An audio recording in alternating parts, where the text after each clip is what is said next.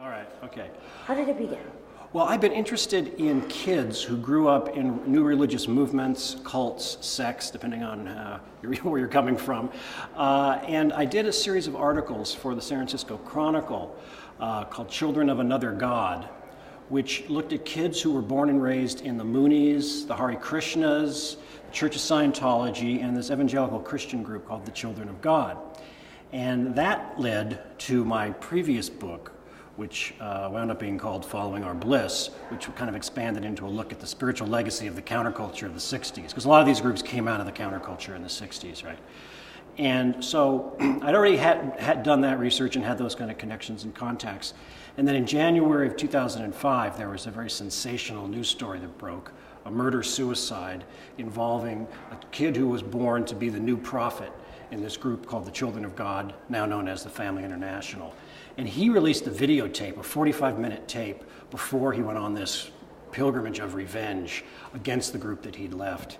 And just seeing this kid and all the anger and the hatred in someone who was born into this Christian group that preached unconditional love and compassion, just to really try to get to the bottom of what happened with this kid. So I started looking into the situation where these children were growing up all around the world in the 70s and 80s, and found some very frightening stories to kind of explain what happened with this guy.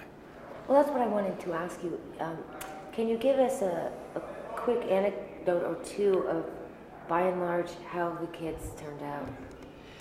Yeah, well, this group was very strange in that they started out as basically your typical kind of conservative evangelical group. They had an apocalyptic orientation, which a lot of Christians do now. You know, the end is near, repent.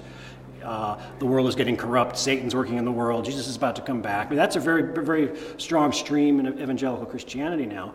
And this group came out of something that was called the Jesus movement, or the Jesus people, which were hippies, druggies, counterculture types in the 60s who found Jesus, and basically kept a lot of the cultural trappings, like they still dressed like hippies and looked pretty wild, but they became evangelical Christians and started proselytizing like evangelical Christians do, evangelizing. So this particular group was a big part of that, but they were going with this prophet named David Berg. They called him Moses, or Mo Berg. And he wound up combining Christian teaching with kind of a free love philosophy, saying that Jesus said love is the greatest commandment, and it was also the height of the sexual revolution. So it was this very strange combination of kind of conservative evangelicals and this free love atmosphere.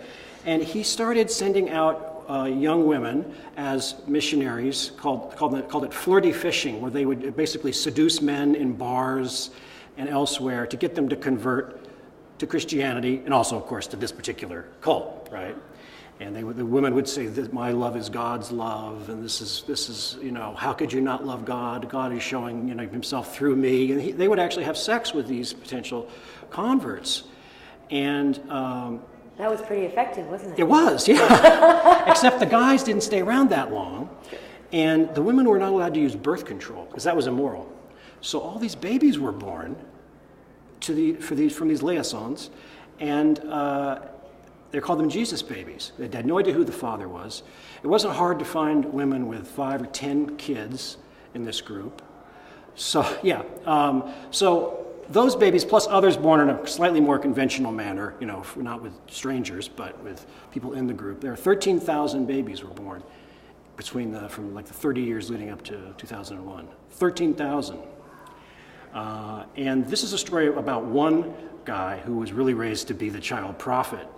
And there was a lot of sexual abuse going on. A lot of the parents didn't really think they were abusing their kids. They were trying to be free and liberated, and the kids could be around when they were having sex, and there would be a lot of touching.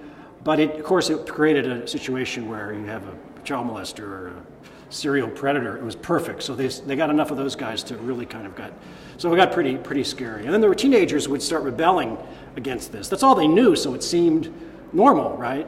Which is kind of one of the things about child abuse. The children don't know this is wrong or different, but eventually they realize it is.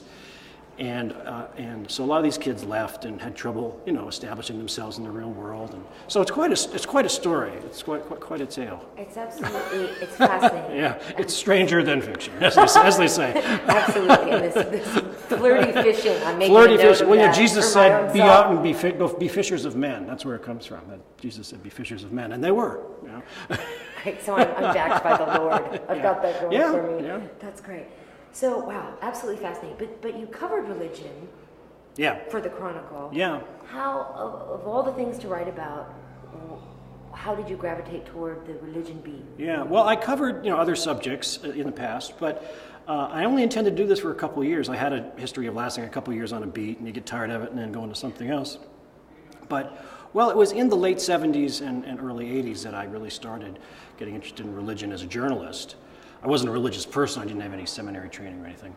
But actually, it was People's Temple. Remember the People's Temple tragedy, Jim Jones, where hundreds of people died in a mass murder-suicide in the South American jungle, which was a horrifying story. And a photographer I knew at the Examiner, Greg Robinson, was killed. One of the reporters killed right before the massacre. And I did some of those stories about Jonestown and Jim Jones and People's Temple. And just trying to figure out how something like that could happen. I mean, these mothers squirted poison down the throats of their own babies and then killed themselves in the name of God, right? With everything that you're dealing with in Jesus Freaks, what kind of response have you been getting? Have you been getting any responses that surprised you? Yeah, well, the book is just out in 2 days, so I haven't gotten that many responses. But from people who read The Galleys, people are, well, they're really impressed with it, which is great. They're calling it it reads like a suspense novel, which is what I was trying to do, but it's a dark story, and some people say they had to stop reading it because it was just so heavy. What these kids went through, it's just so unbelievable. And some women said they had nightmares after reading it, which I don't know if that's a good thing or a bad thing. I mean, you're having an impact, right? It's interesting to see people's reaction. I'm just starting to hear, but it's been positive so far. Well, as you know, journalism is just in disarray now, and everyone's waiting for the next new thing. And it's not just the technology of is it the internet or is it television or is it television on the internet. It's really how you tell stories.